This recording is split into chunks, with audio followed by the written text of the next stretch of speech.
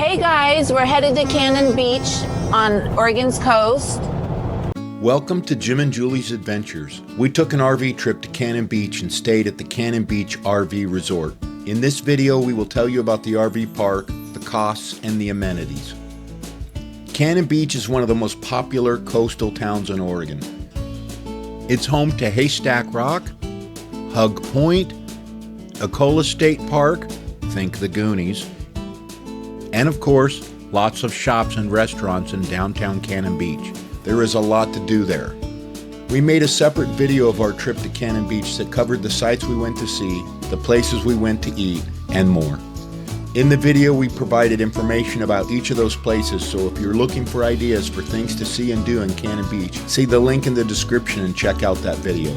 I even gave a review of who had the best fish and chips. Cannon Beach RV Resort is located 1 mile from downtown Cannon Beach. It is just under a half a mile from the RV park to the Pelican Brewing Company, half a mile to the Sleepy Monk Coffee Shop, and 1.2 miles to Tom's Fish and Chips. The check-in time for Cannon Beach RV Resort is 2 p.m. We got there about 1 o'clock and were told we could not check in early and could not wait in the area designated for unhooking a toad. They directed us to go to Tolovana State Park, which is 1.5 miles to the south, to wait for the 2 p.m. check-in time. We went to that lot and it was full. We did manage to find a spot and then watched many RVs and trailers pulling in over the next hour, drive through the lot, and then leave because there were no spaces left.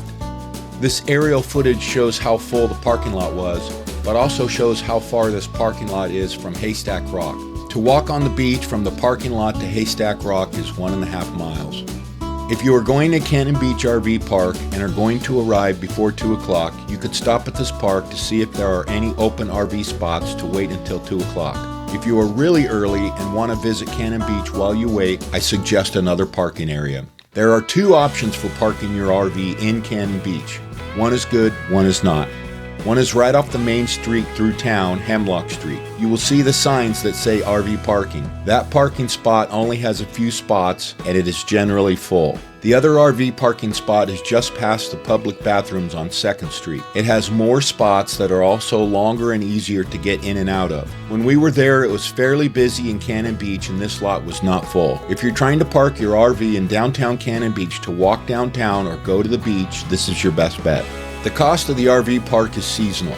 Winter rates are $59 a night, spring and fall is $74 a night, and summer is $85 a night. We went in July and with a discount paid $70 a night for 3 nights for a back-end spot with full hookup. Our RV is 35 feet long and we could park our car in front of the RV. They book up fast, so if you try to get a reservation and it is full, you can call and see if you can get in on a cancellation. That is what we did.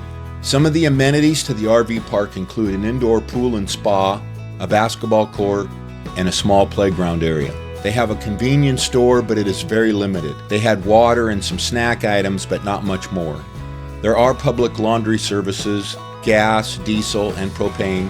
They have free cable and Wi-Fi, and the Wi-Fi was strong enough for us to stream YouTube on our TV in the afternoon. Your mileage may vary depending on where you are in the park and the time of day.